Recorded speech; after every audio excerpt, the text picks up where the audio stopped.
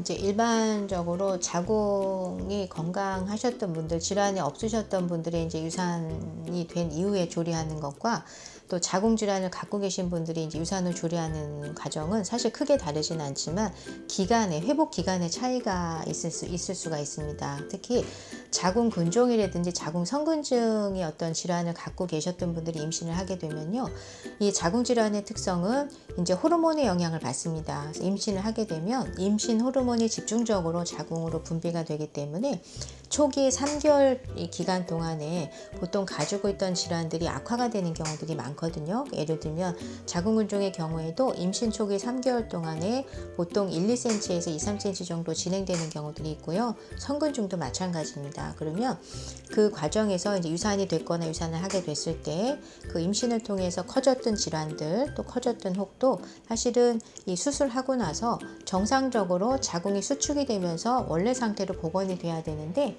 조리 회복이 잘 안 될 경우에는 그 상태에서 그 유산 후 첫 생리가 나올 때 상당히 통증이 심하거나 힘든 상태로 진행이 될 수가 있고요.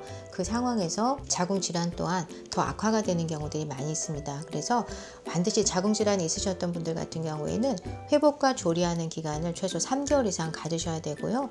그 3개월의 의미는 생리를 3번 이상을 본다는 거거든요. 생리를 통해서 이제 이 생리통의 변화라든지 증상의 변화 또는 자궁이 수축하는 과정, 또 이제 그 질환들이 임신 전 상태로 잘 수축이 되고 있는지 이런 과정들을 살펴볼 필요가 있습니다.